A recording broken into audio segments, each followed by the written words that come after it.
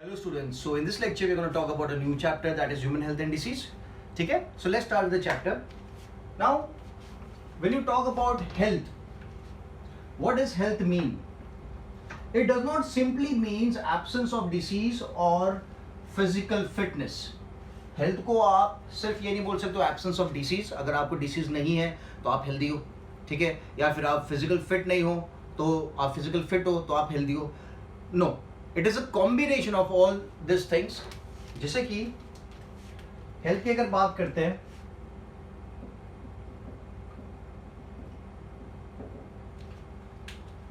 does not simply means absence of disease. It does not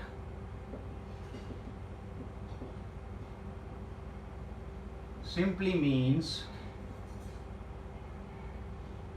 absence of disease, ठीक है, और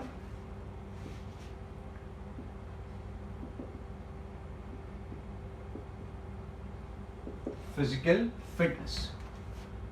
health को आप सिर्फ ये नहीं बोल सकते हो कि यार it means that absence of disease है या फिर फिजिकल फिटनेस है, absence of physical fitness.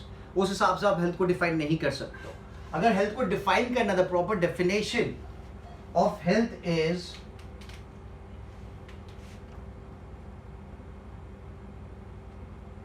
it can be defined as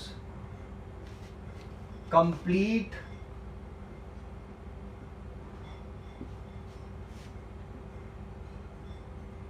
physical, mental and social well-being. ठीक है? हेल्थ की अगर बात करते हैं तो you need to be physically fit, you need to be mentally fit and you need to be socially in relationship with the people around you. Then only you are going to be considered as healthy. ठीक है? अगर आप ये तीनों factors देखते हो, physical, for example if I have some abnormalities, if I am not able to do some proper work, ठीक है, तो क्या होगा? This is going to effect my health. अगर ये चीज नहीं हो पाएगी, if I am not earning good, if I am not able to place my position in a social culture, so this is going to affect my mental ability also. Pressure आएगा दिमाग के ऊपर. ओके, तो health की अगर बात करते तो health can be defined as complete physical, mental and social wellbeing. It is not limited to only physical fitness या फिर एब्सेंस ऑफ डिसीज. नहीं, हेल्थ की बात करते तो हेल्थ में आपकी ये तीनों चीजें, आपकी पूरी बॉडी, आपका मेंटल दिमाग प्लस आपका सोशल इंटरैक्शन भी आ जाता है. ठीक है? So this is a proper definition of health. Now what is the importance of health?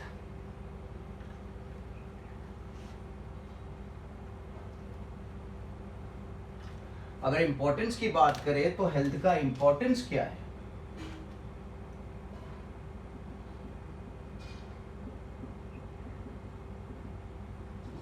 So if I'm healthy, obviously it is going to increase my lifespan. मेरी as बढ़ेगी. I would be able to survive for a longer period of time if I'm healthy. तो लिखेंगे increases longevity. Increases longevity. My lifespan is going to increase if I'm healthy. फिर makes person work efficiently. सीधी सी बात है, if I'm healthy, अगर मेरे को कोई बीमारी नहीं है तो मैं मेरा काम अच्छे से कर पाऊंगा without any problems, without any what you call confusions. ठीक है? सो मेक्स पर्सन वर्क एफिशिएंटली. और अगर इंसान अच्छे से काम करेगा तो उसका बेनिफिट भी उसको होगा, इनकम अच्छा जनरेट होगा. So if a person is able to work properly, it leads to economic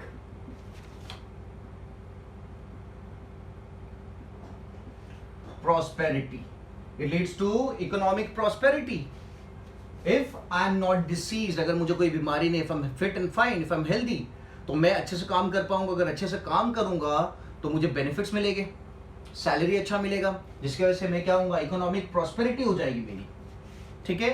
एक और चीज इंपॉर्टेंस है हेल्थ का, that is it reduces, not related with these 3 points, reduces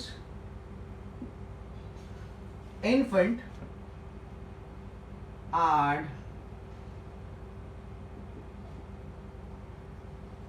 mortality rate. It reduces infant and mortality rate. ठीक है। अगर healthy बच्चा होगा तो मरने के चांसेस कम है।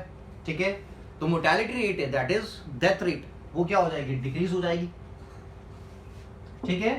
So these are the importance of health. Increases lifespan, makes person work efficiently, economic prosperity, plus reduces infant and mortality rate. ठीक है। Now health के benefits आपने देख लिए, but how to achieve that particular health? How to achieve the good health? तो क्या करें उसके लिए?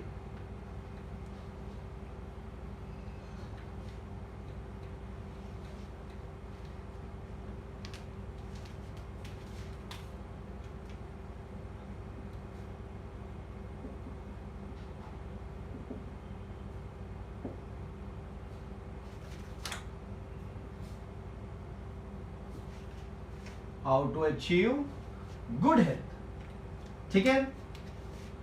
तो आपको पता है, आप लोअर स्टैंड से एक चीज को पढ़ रहे हो कि यार if I want to achieve a good health I need to eat properly, I need to eat a complete diet. जैसे कि आप नॉर्मली थाली देखते हो तो थाली में क्या होता है, रोटी, सब्जी, दाल, चावल प्लस सैलड।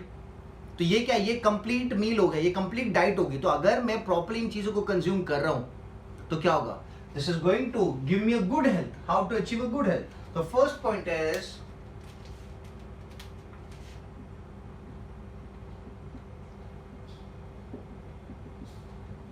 balanced diet. ठीक है, बैलेंस में खाना है। Everything in excess is harmful. अगर आप पिज्जा खाते हो तो इट्स गुड, आप पिज्जा खा सकते हो, बट अगर आप रोज पिज्जा खाते हो दैट इज नॉट गुड। अगर आप बर्गर खाते हो, yes you can have it, but if you keep on eating it continuously for days and days, that is not good. अगर आप थाली खाते हो, थाली is very healthy, but if you over eat it, है ना, जैसे 3 रोटी है थाली में, 4 रोटी है, आप 6-6, 7-7, 10-10 रोटी खा रहे हो, तो that is not going to be good. ठीक है। और अगर आप एक्सेसिव खा भी रहे हो, बट सामने अगर आप इतनी एक्सरसाइज कर रहे हो, इतना वर्कआउट कर रहे हो, तो इट्स ओके। क्लियर है। So balance diet leads to good health. फिर पर्सनल हाइजीन।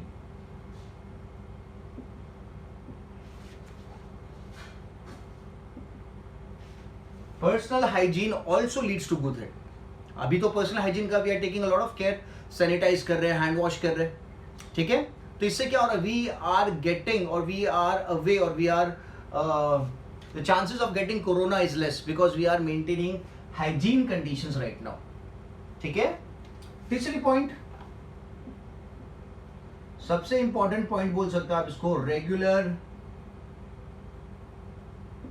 एक्सरसाइज। ठीक है। When I say exercise that doesn't mean you need to go to a gym. आप वॉक कर सकते हो, आप रनिंग कर सकते हो, आप साइकिलिंग कर सकते हो, आप स्किपिंग कर सकते हो, but you need to do something. अगर आप रेगुलर एक्सरसाइज कर रहे हो तो आपकी बॉडी काफी फिट रहेगी, जिसकी वजह से आपकी हेल्थ मेंटेन रहेगी।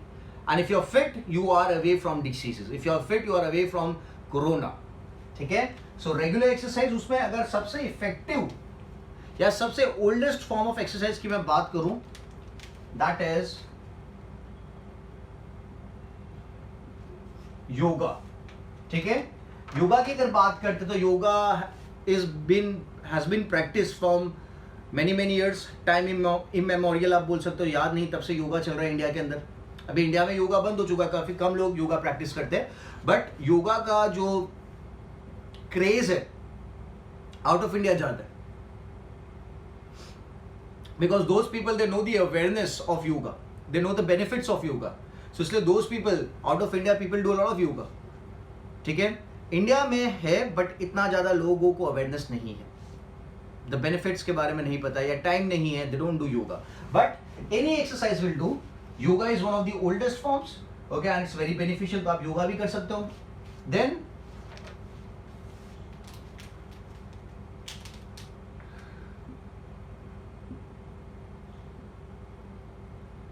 अवेयरनेस ऑफ डिसीज, ठीक है।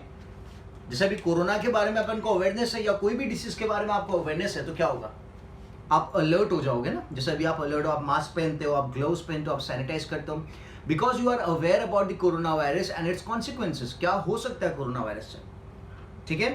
सो आप अलर्ट हो, that is because we are aware about that disease. तो if I know about any particular disease कि यार ये डिसीज इस तरीके से हो सकता है, इसके कॉन्टैक्ट में आने से हो सकता है, तो मैं क्या करूंगा, आई टेक द प्रिकॉशंस, ठीक है। So if I want to achieve a good health, तो yes I should be aware about disease, any disease,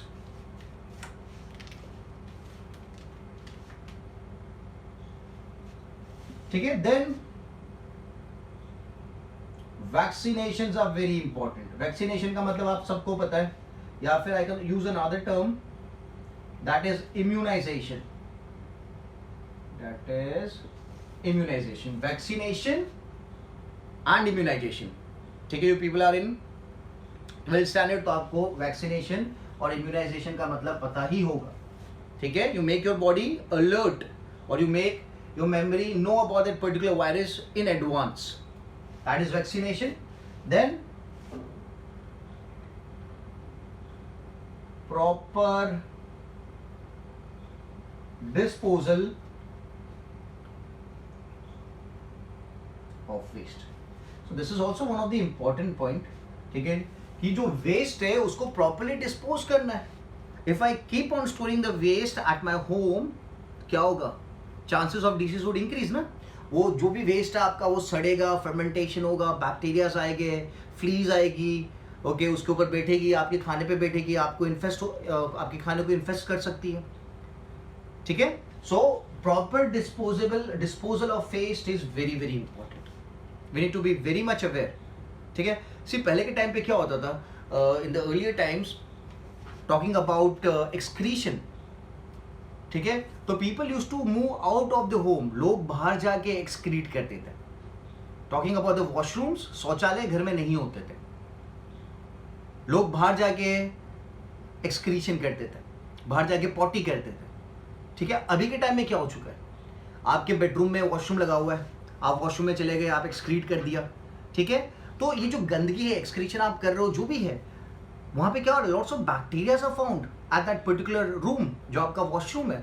और काफी बार आप क्या कर रहे हो, वॉशरूम का दरवाजा खुला रख रहे हो, तो जो बैक्टीरिया, जो जर्म्स है बाहर आएंगे, आपके बेड पे आएंगे, आपके किचन में जाएंगे, ठीक है। सो वॉशरूम जो होना चाहिए, that should be located away from the home, it should not be inside the home. अगर आपका घर है तो जो शौचालय होना चाहिए वो घर के थोड़ा बाहर होना चाहिए, it should not be in contact with the home, so that जो बैक्टीरियाज है वो घर में ना आ पाए। बट अभी तो आप देखोगे सब घर में, जितने भी घर होते हैं, फ्लैट्स होते हैं, उनमें क्या होता है, वॉशरूम अटैच होता है। आप बोलते हैं मेरा वॉशरूम तो अटैच्ड है, but that is not good, having an attach washroom is not a good thing, ठीक है। So proper disposal of waste, so how to achieve good health, so this are some of the points, balance diet, personal hygiene, regular exercise, awareness of disease, vaccination and immunisation, ठीक है। Now what are the factors that affect health? What are the factors that affect health?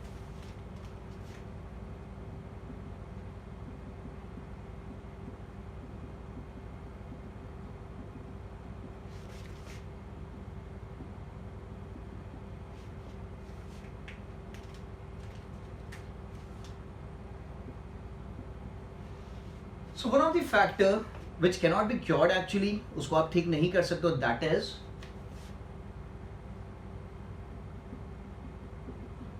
genetic abnormality, ठीक है। if your DNA is defective, अगर आपका chromosome defective है, आपका DNA defective है, inborn error है वो, it can not be cured. आप मेडिकेशन लेके टेम्परेरी काम चला सकते हो, बट 100% क्योर आपको देखने को नहीं मिलेगा। So that is a genetic abnormality. If I'm genetically abnormal, obviously that is going to impact my health, my income, my social position. Everything is going to be affected because I'm genetic abnormal. देखा होगा ना आपने, person who is genetically abnormal उसको society में acceptance नहीं होता है. People laugh at that person. ठीक है? Second is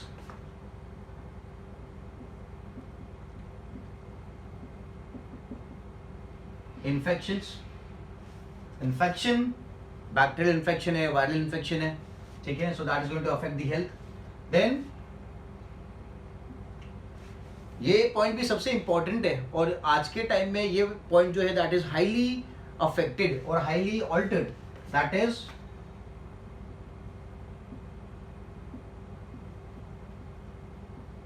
lifestyle factors. क्या है lifestyle factors? That is what food I am eating, my diet, that is my lifestyle ना. मैं सुबह उठ के क्या खाता हूँ? मैं सुबह उठ के पिज्जा खाता हूँ या मैं फ्रूट्स खाता हूँ? That is going to affect my health. ठीक है? माई स्लीपिंग पैटर्न, मैं रेस्ट कितना करता हूँ और how much do I sleep. Rest is also important for your body, sleep is also important for your body. Sleep is a time period जहां पे आपकी बॉडी अपने आप को हील करती है. It's a healing period. So if I don't sleep properly, my body is not going to be repaired. ठीक है? So make sure you take proper amount of sleep. तो माई लाइफस्टाइल फैक्टर्स, अगर मैं रात को late जगता हूँ, mobile में लगा हूँ, गेम्स खेल रहा हूँ, तो yes my sleep is going to be altered. और अगर मेरी स्लीप ऑल्टर हो जाएगी तो this is going to affect the health. ठीक है? So this are some of the factors, genetic abnormality, infections and lifestyle factors that affect the health. Okay, so now let's talk about disease. इस chapter में अपन disease के बारे में पढ़ने वाले हैं. सो डिसीज देखते हैं. How do we define disease?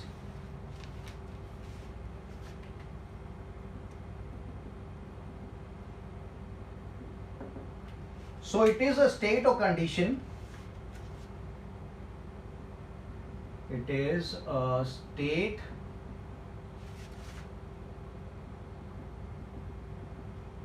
or condition in which functioning of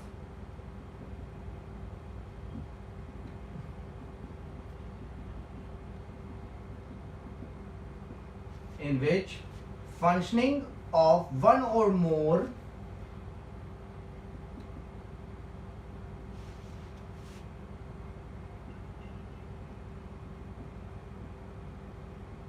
body organs, functioning of one or more body organs is adversely affected. Is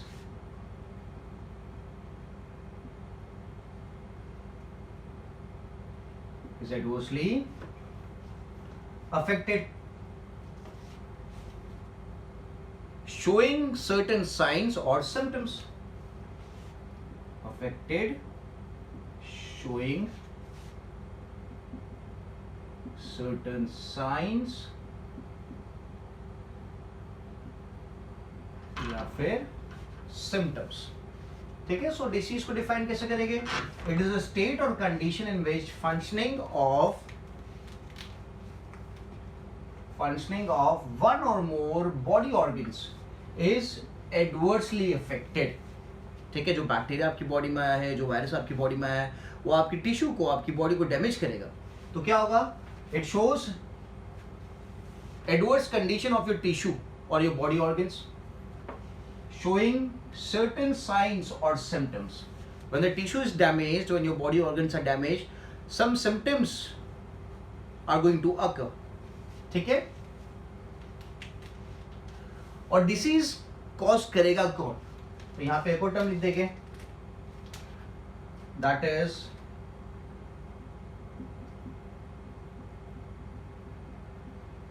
pathogen. Pathogen is disease causing agent. Pathogen is disease causing agent. ठीक है? or anything that causes a disease is known as a pathogen. आप बोल सकते हो. This pathogen has to adapt. यहाँ लिखूंगा मैं, pathogen has to adapt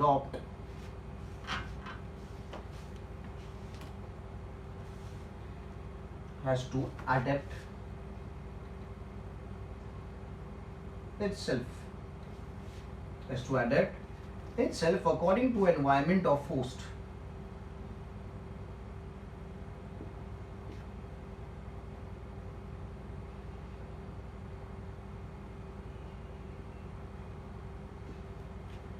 A pathogen, before infecting or before causing any harm to the tissue, has to adapt itself according to the environment of the host. Host matlab, for example, a bacteria is entering my body, I am the host.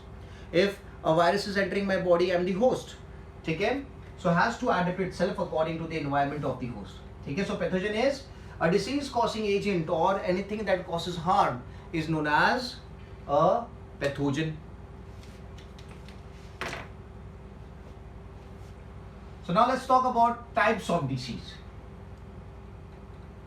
What are different types of disease?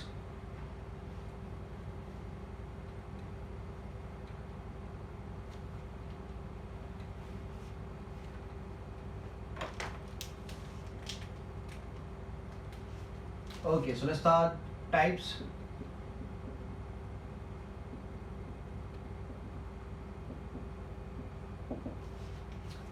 So types of disease की बात करते हैं. So we have various categories available. So first category I'll talk about is congenital disease.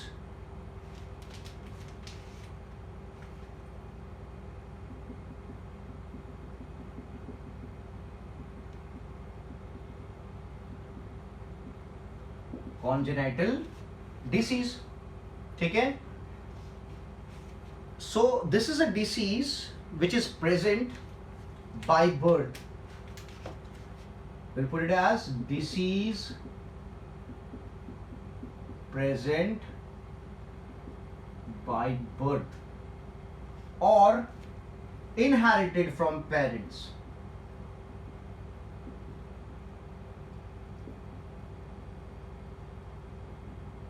Or inherited from parents. So such a disease is going to be termed as congenital disease. Parents को भी था, बच्चे को भी है.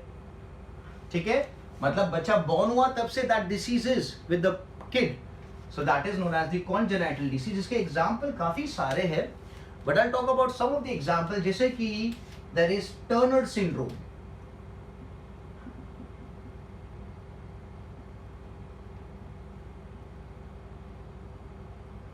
There is Turner syndrome. ठीक है? Turner syndrome भी आप पढ़ चुके हो. Then there is Klinefelter syndrome.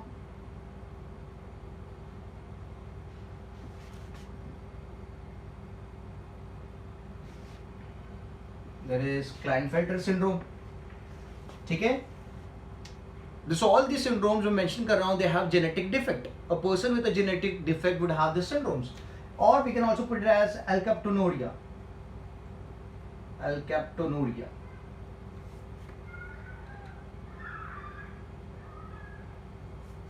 Alkaptonuria. ठीक है? So congenital disease can be termed as a genetic abnormality or a disease present by birth. Obviously when you are genetically abnormal तो disease क्या होगा? By birth आपको present होगा. यहाँ पे mention कर देता हूँ.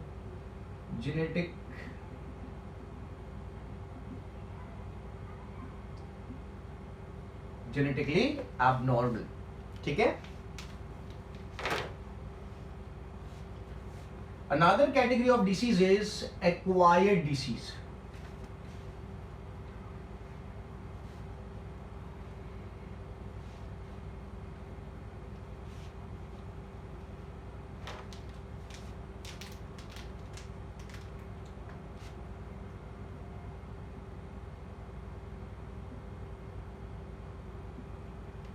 Acquired disease. ठीक है? So acquired disease की बात करें, so acquire का मतलब आपको पता है ना, it occurs during your lifetime.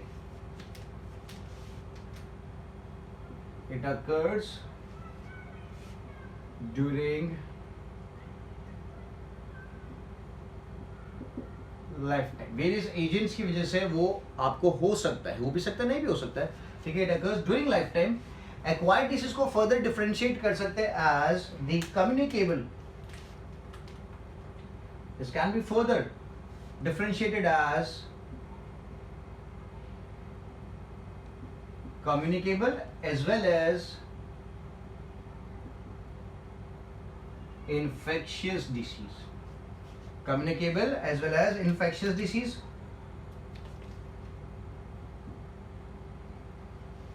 ये जो डिसीज होते हैं they are transferred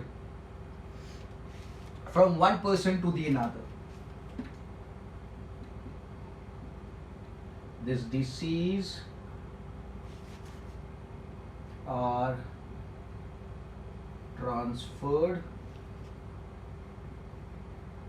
from one person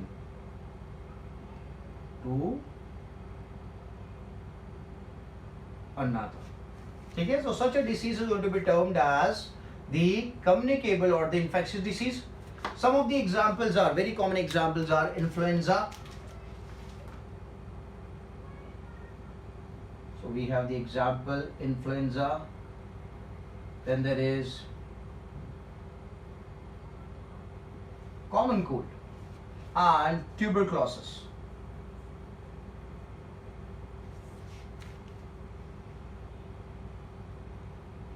ठीक है, some of the examples, there are many but मैंने थोड़े ही लिखे, ठीक है। So types of disease में एक तो मैंने बोला inherited है, congenital है, but acquired में we have various options available। This is one is communicable or the infectious disease, ठीक है। So this disease are transferred from one person to the another। Examples are influenza, common cold and tuberculosis। Then the another category is non-communicable or non-infectious।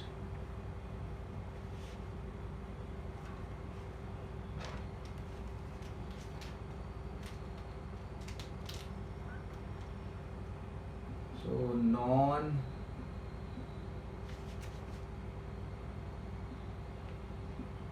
या फिर non infectious. So if I talk about this category, आपको नाम से पता चल रहा है कि can not be transferred from one person to another. Disease can not be transferred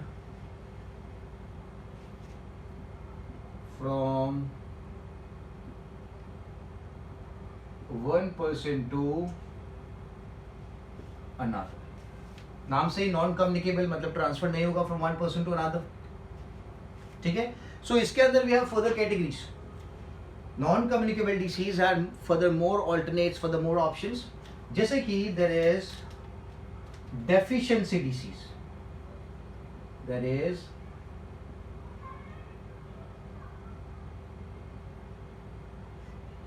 नाम से आपको पता चले deficiency, that means there is something deficient जिसकी वजह से डिसीज कॉज हो रहा है। जैसे कि अगर मैं बात करूं बेरी बेरी,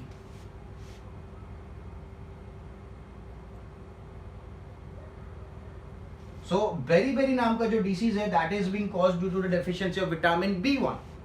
अगर आपकी डाइट में विटामिन B1 की कमी है, डेफिशिएंसी ऑफ विटामिन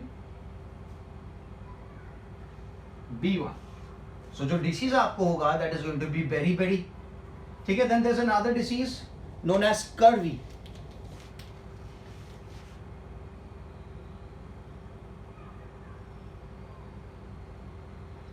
स्कर्वी की अगर बात करें, it is caused due to the deficiency of vitamin C।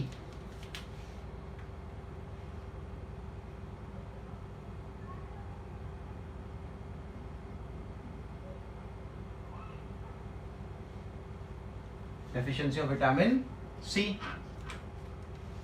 ठीक है। एक और मैं यहां पे नाम मेंशन कर देता हूं, क्वाशिकॉर,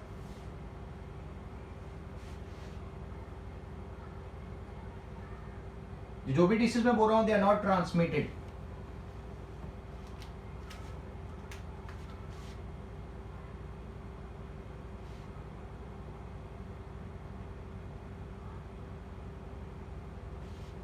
ठीक है, एक और साथ में लिख देते हैं मैरिस्मस।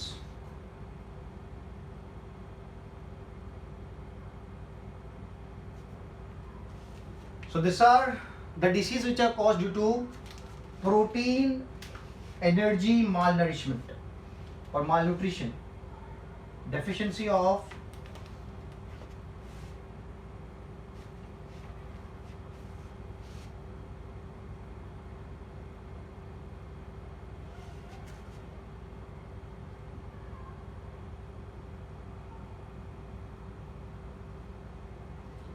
ठीक है, deficiency of protein energy. Clear है? So these are some of the deficiency disease which comes under the category of non-communicable disease. एक और देखते हैं non-communicable disease में, one is deficiency disease, the second category is cancer. ठीक है, cancer के बारे में अपन डिटेल्स में देखेंगे, बट अभी मैं जस्ट पुटिंग इट डाउन कि कैंसर कौन सी कैटेगरी में आता है, नॉन कम्युनिकेबल डिसीज की कैटेगरी में आता है। ठीक है, और एक इंपॉर्टेंट बात जो मैं आपको बता दूं कैंसर के बारे में कि नॉन कम्युनिकेबल डिसीज में जिस डिसीज की वजह से मैक्सिमम डेथ होती है दैट इज कैंसर। लिख देते अपन, causes maximum death. Okay, that is going to be cancer. Done? Now let's talk about how is a disease transmitted. Transmission of a disease.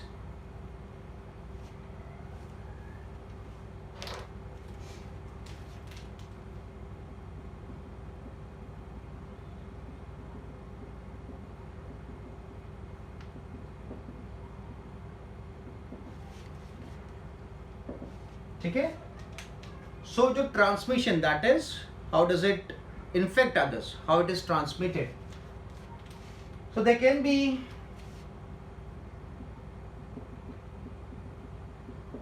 Direct transmission. Direct transmission का मतलब क्या होता है? There is no intermediate present, किसी के थ्रू नहीं, directly. No intermediate agent is required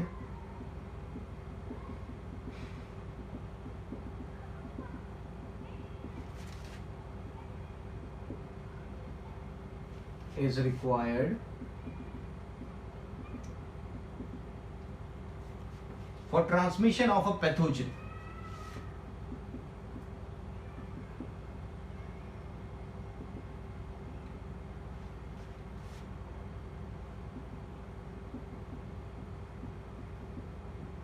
Pathogen from one person to another. From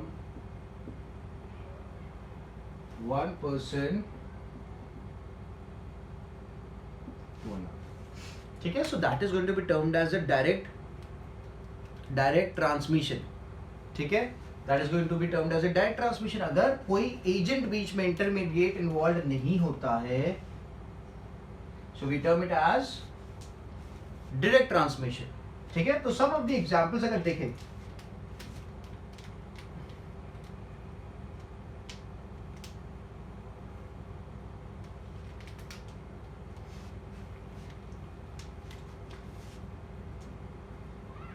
I'll put it as A. Contact with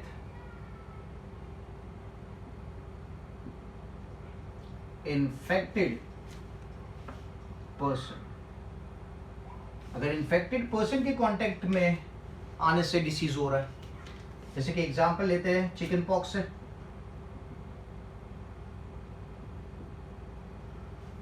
ठीक है, then there is small pox.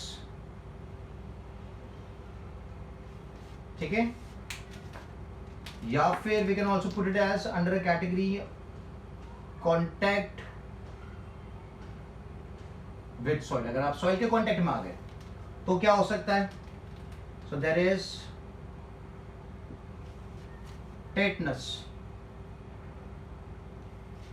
जो बैक्टीरियाज अवेलेबल है soil के अंदर, जो बैक्टीरियाज के स्पोर्स अवेलेबल है soil के अंदर, अगर आप इंजर्ड हो जाते हो, आप सॉइल के कांटेक्ट में आते हो, तो जो स्पोर्स है आपकी बॉडी के अंदर एंटर हो जाएंगे, जिसकी वजह से आपकी बॉडी में बैक्टीरियल ग्रोथ चालू हो जाएगी। इसीलिए जो टेटनस का इंजेक्शन होता है, आपने सुना होगा या आपने लगवाया भी होगा काफी सारे केसेस में, so that is to prevent the bacterial growth in your body, अगर आपको लग गई है तो। ठीक है, आई कैन ऑल्सो एक और कैटेगरी लिख लेते हैं, C, that is through placenta.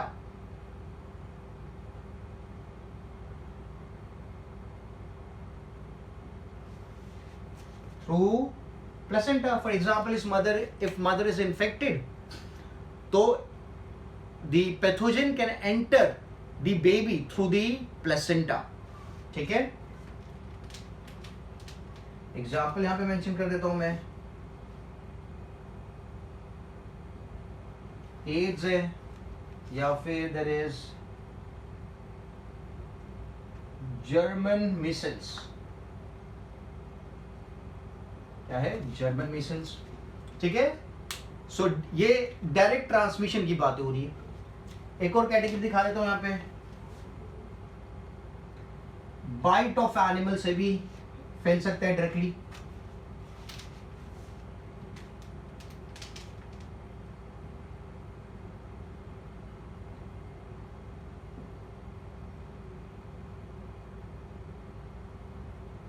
Bite of animal में आपको पता है one of the very common disease जो है that is rabies. Rabies affects the nervous system, so if the animal is possessing that virus, ठीक है, वो एनिमल तो खुद पागल हो जाएगा, सबको बाइट करेगा, बट उसके सलाइवा के थ्रू जब वो बाइट करेगा, तो जो सलाइवा के थ्रू जो वायरस है रेबिस का, वो आपकी बॉडी में भी एंटर हो जाएगा और आपकी नर्वस सिस्टम को भी इन्फेक्ट करेगा। ठीक है, so these are all the direct transmissions. Now let's talk about indirect transmission.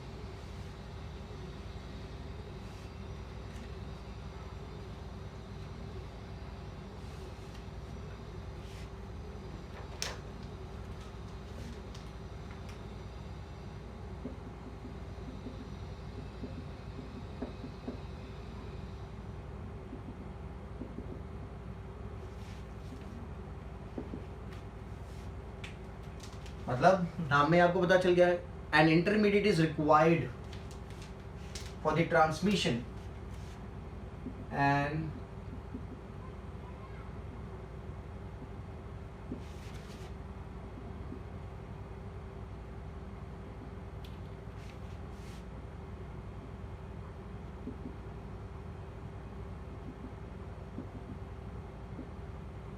an intermediate is required for transmission. जैसे कि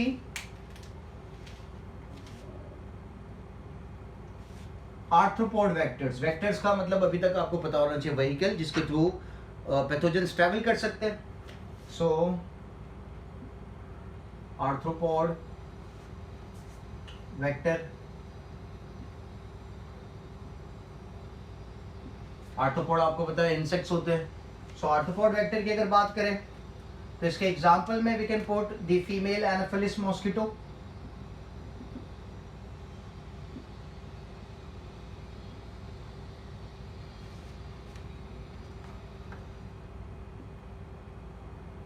what does it cause? It causes malaria. It causes malaria. Then rat flea,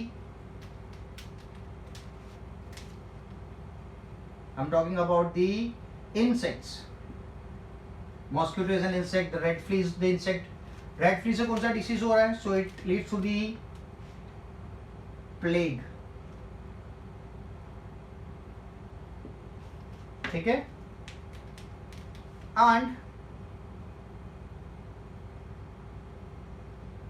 the very common housefly, what does it cause? It causes cholera, a lot of other diseases.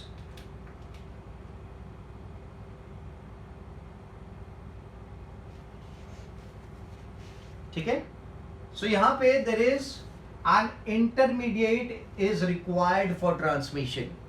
ठीक है, तो ये जो female anopheles mosquito it's an intermediate, rat fly is an intermediate and house fly is an intermediate.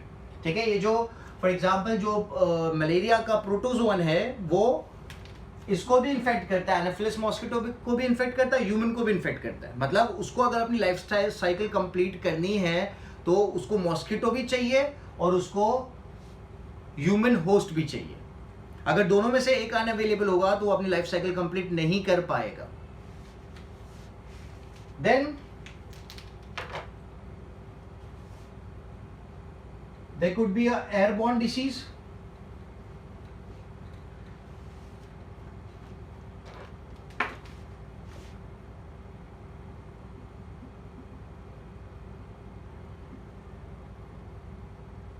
Airborne disease. So airborne disease की अगर बात करते हैं तो examples are common cold,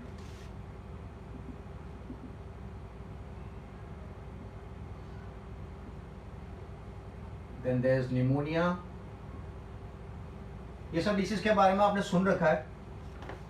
and there is epidemic,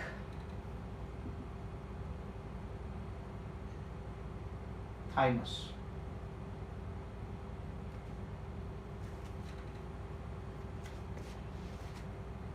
Keep this spoon.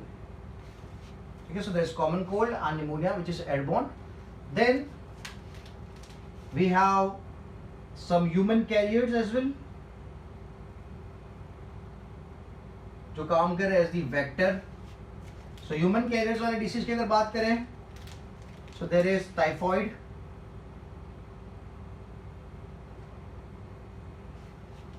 ठीक है,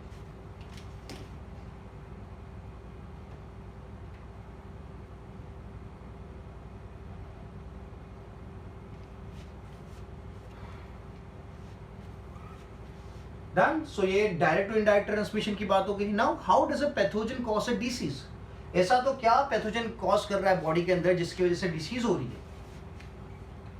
सो transmission of disease भी हो गई। अब हम लिखेंगे हाउ पैथोजन, लास्ट टॉपिक है ये, ठीक है, how pathogen cause disease.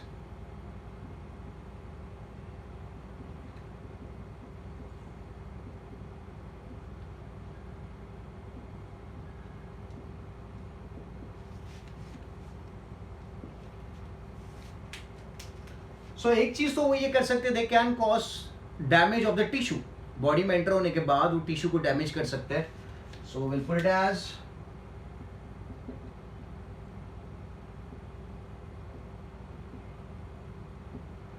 Tissue damage. So for an example we can take that, जैसे मैं बताया कि जो रेबिस का वायरस होता है it causes damage to brain tissue or the neurons. Rabies virus causes damage to nervous tissue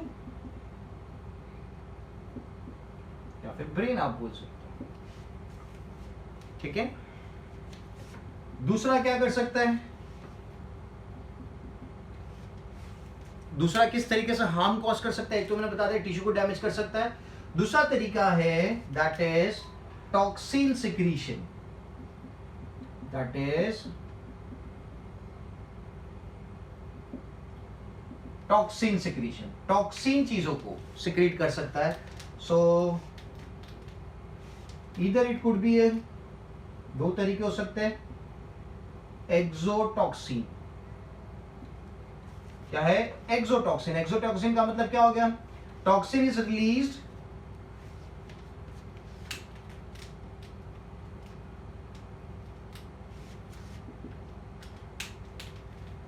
toxins are secreted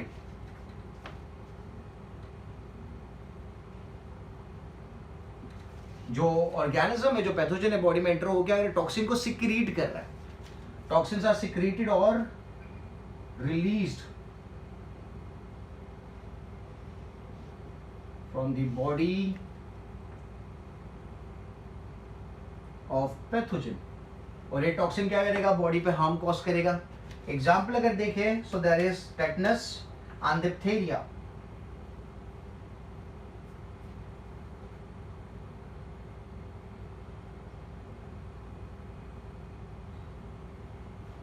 ठीक है, if the bacteria is secreting the enzymes, that means वो बॉडी में enter होने के बाद enzymes को secrete कर रहा है. ठीक है, सो एग्जांपल्स अपन क्या लिख रहे हैं, diphtheria and tetanus, that is exotoxin. मैं यहाँ पे ऊपर लिख देता हूँ इसको रब करके. अनदर कैटेगरी इज बी लिखूंगा मैं, that is endotoxin.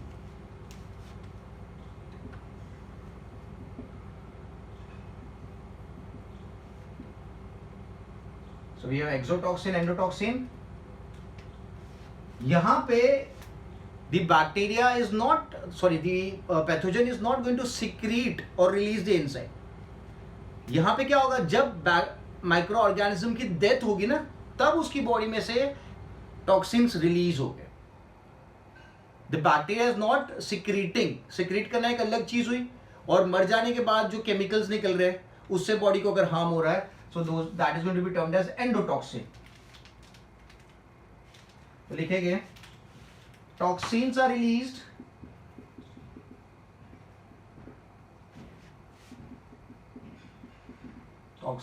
released when pathogen dies or disintegrates. ठीक है, तो this are two very different categories. यहाँ पे टॉक्सिन्स खुद माइक्रो ऑर्गेनिज्म पैथोजन रिलीज करेगा, सिक्रीट करेगा कि आपकी बॉडी में हार्म कॉज हो, बट यहाँ पे इट इज नॉट सिक्रीटिंग. ठीक है, I should not use the word release here, secrete ही ठीक रहेगा यहाँ पे. Toxins are secreted. ठीक है, सिक्रीट करना. और यहाँ पे क्या हो रहा है कि उसकी जब डेथ हो रही है, तो डेथ होने की वजह से क्या हो रहा है, ऑटोमेटिकली उसकी बॉडी में से टॉक्सिन्स रिलीज हो रहे. Toxins are release when the pathogen dies और डिसइंटीग्रेट. जिसका एक अच्छा सा एग्जांपल है, we have typhoid, dysentery and cholera. Typhoid ले सकते हैं, डिसेंट्री ले सकते हैं, ठीक है, या फिर कोलेरा. क्लियर है? So how pathogen cause damage, ये मैंने आपको बताया था. टिश्यू को डैमेज कर सकते हैं, टॉक्सिन रिलीज कर सकते हैं, एंडोटॉक्सिन्स, एक्सोटॉक्सिन्स. ठीक है, so this was all the introduction part of the chapter. In the next chapter will talk about each and every disease in details. ठीक है, तो मेक श्योर करो आप इस लेक्चर को अच्छे से गो थ्रू करो, तो आपका जो बेसिक नॉलेज है वो एकदम क्लियर हो जाए. Then we can talk about the details regarding each and every disease.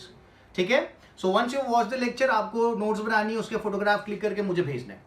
ठीक है, so I will keep this much for the lecture. In the next lecture will move ahead and will talk about the details regarding the chapter. Thank you so much.